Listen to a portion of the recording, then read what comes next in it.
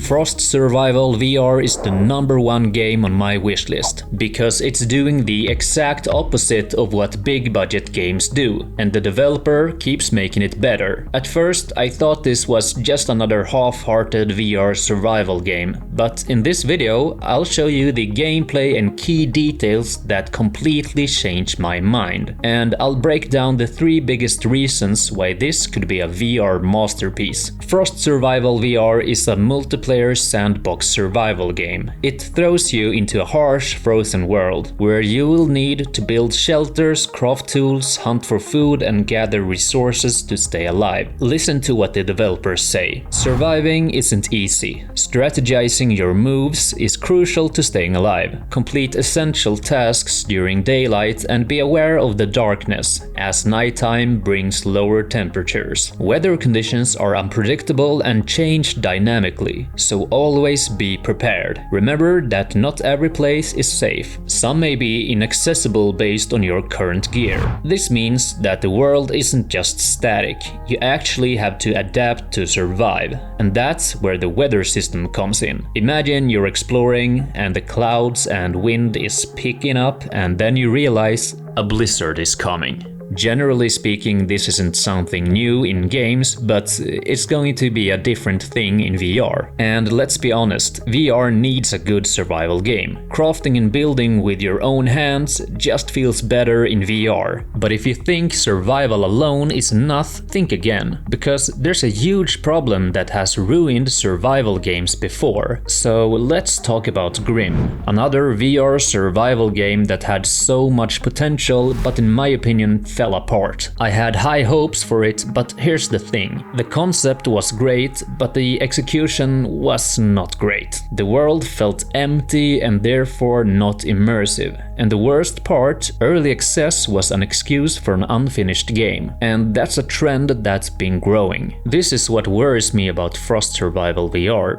but here's why I think it won't make the same mistake. The crafting and exploration connection. Frost Survival seems to have the depth that Grim lacked. And the reason? A complex crafting system that takes advantage of VR. You interact with your crafting by, for example, scooping up filtered water from the right container, making sparks hit the firewood, placing the iron ore in the mold, and then hammering the ingot into a plate. All with your hands. The good news is that it seems to have a rich complexity when it comes to crafting, which means in order to craft, there must be plenty of resources to discover. Therefore, crafting and exploring is connected. The survival mechanics that matter. Survival isn't just about crafting though. Weather and zones will actually impact how you play. Wenkley Studios said this: each zone will differ in terms of visuals, vegetation, weather, and terrain. The player's access to these areas will depend on their character's progression. Since each zone is unique, players will easily be able to identify which zone they're currently in. In other words, if you're not prepared, you're not going anywhere. Let's talk about combat. The wildlife will be your biggest threat. So far I've seen foxes, bears, snow leopards, deers, boars, elks, wolves, and hares. The weapons I've seen so far are axes, knives, and spears, but I'm guessing more weapons will come later. I haven't seen any combat, so I don't have much to talk about. So let's go ahead to a new topic, which is the most important. The biggest reason this game has a chance to succeed is VR immersion. Every survival mechanic seems built around making you feel like you're really there. For example, swinging an axe to cut trees instead of pressing a button, a physical backpack instead of an inventory menu, and hand-based crafting instead of clicking icons. This is how survival should be done in VR. But before I get too excited, let's talk about the one thing that worries me the most. The biggest concern is graphics and atmosphere. Right now, the world looks too empty. There's not enough variety in the environment, just a few trees, rocks, patches of grass, and then a whole lot of snow. There is probably a variety of resources to farm, but a survival game needs a thriving world, especially in VR where interactivity is key to immersion. I'd rather see a smaller map packed with detail. Valheim is a great example. They made bad graphics into great graphics by playing around with details, content and lighting. The graphics and animations are too basic in my opinion. I've said it before, VR is capable of good graphics and I'm tired of the minimalistic styles, and